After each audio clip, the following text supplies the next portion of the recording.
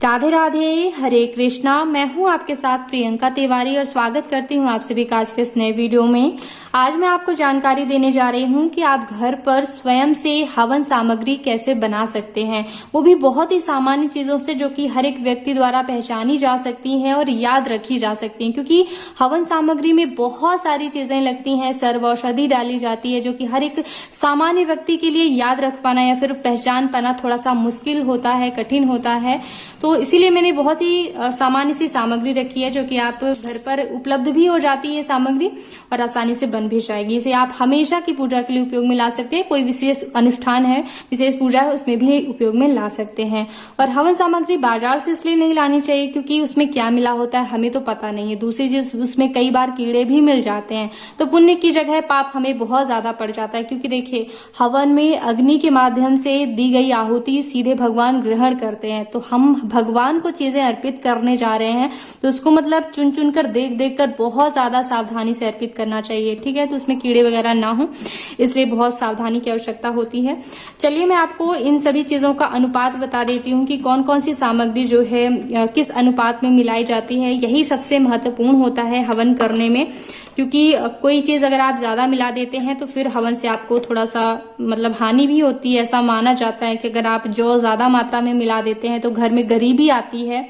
तो इसलिए हर एक चीज का सही अनुपात होता है। अनुपात इसलिए होता है जैसे कि हम खाना बनाते हैं तो जीरा इतना डलता है, नमक इतना डलता है, मतलब जिस हिसाब का हम भोजन बनाते हैं उसी हिसाब का जो है सभी सामग्री डालते हैं। उसी तरह से ये भोजन समझ लीजिए, तो अनुपात की आवश्यकता तो बहुत ज्यादा होती है। चलिए देखिए, सबसे पहले मैं आपको ये जानकारी दे दूं कि हर एक चीज को अच्छी तरह से बीन कर उसमें कीड़े नहीं होने चाहिए और धो करके, इसको भी धोएंगे, इसको भी, काली तिल को, सभी चीजों को धो करके आपको सुखा लेना है धूप में। ठीक है, तो सुखा करके और फिर जो है आप इस तरह से बना करके रख लें। फिर मैं आपको अनुपात बता रही हूँ। ये भी जैसे कि ड्राई फ्रूट्स हैं, इनको भी आप बहुत अच्छे से देख लीजिएगा, इसमें कीड़े नहीं होने चाहिए। जो भी आप उपले लाएं हवन के लिए, उनको तोड़ तोड़ कर देख लें। कई बार उपलों में भी कीड़े होते हैं तो बहुत ज्यादा जो है नुकसान हो सकता है। अगर कीड़े ही मतलब मर रहे हैं हमारे द्वारा किए गए हवन में तो बड़ी हानि है ना। लकड़ी भी देख लीजिएगा, आम की लकड़ी में भी कई बार कीड़े होते हैं। तो चलिए मैं आपको जानकारी दे देती हूँ कि कौन सी चीजें किस अनुपात में मिलानी है। तो सबसे पहले हमें मिलाना होता है काली तिल। ठीक है, तो जितना हम काली तिल मिलाते हैं उसी का आधा जो है हम चावल मिलाते हैं।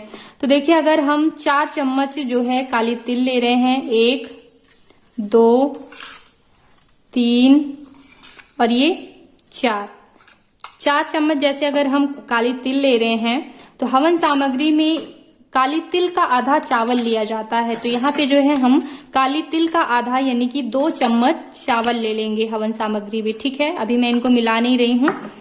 और चावल का आधा हमें जौ लेना होता है। ठीक है, तो चावल का आधा यानी कि 1 चम्मच, 2 चम्मच हमने चावल लिया, 1 चम्मच हम जौ लेंगे।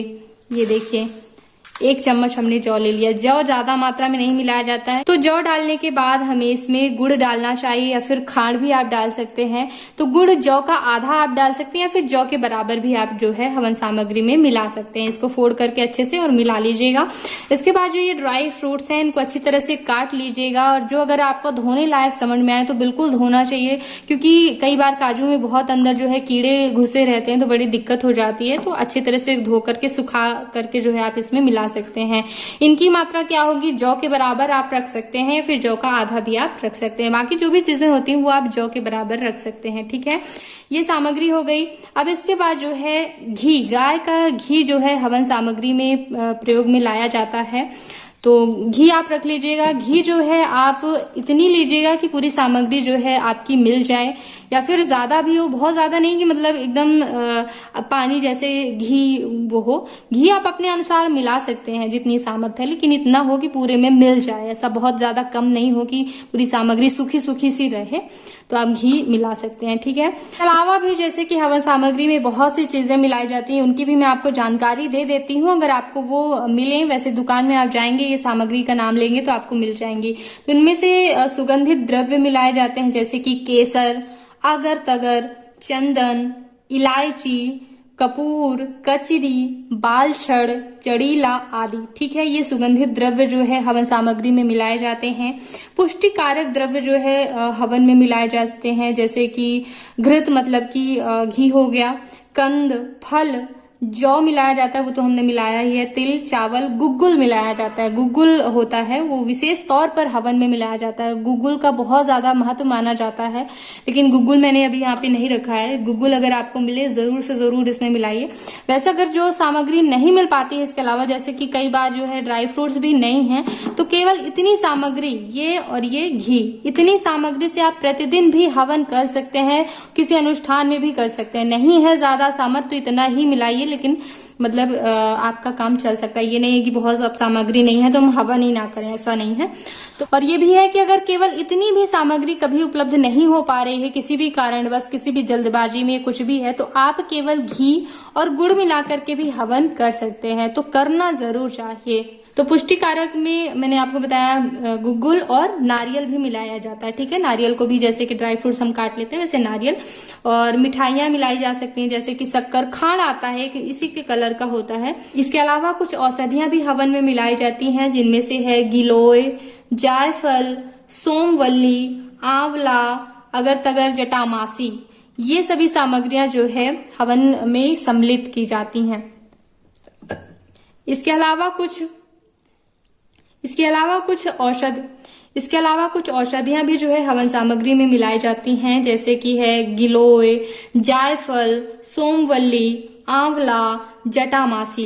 ये सभी जो है सामग्रियां हवन सामग्री में मिला करके और हवन किया जाता है। तो काफी सारी चीजें होती हैं हवन सामग्री में मिलाई जाती हैं। कई और सामग्री हैं जो कि मैंने अभी नाम नहीं बताया है, कभी विस्तृत रूप से बता दूंगी। यहाँ पर मेरा उद्देश्य सामान्य तरीके से हर एक व्यक्ति जो है घर पर हवन कर सके। वैसे मैंने रोज हवन कैसे किया जाता है प्रतिदिन, उसका भी एक वीडियो दिया हुआ है। बहुत ही सरल मंत्र बताएं, क्योंकि लोगों को पता नहीं होता कि रोज हवन में हम कौन से मंत्र बोलें।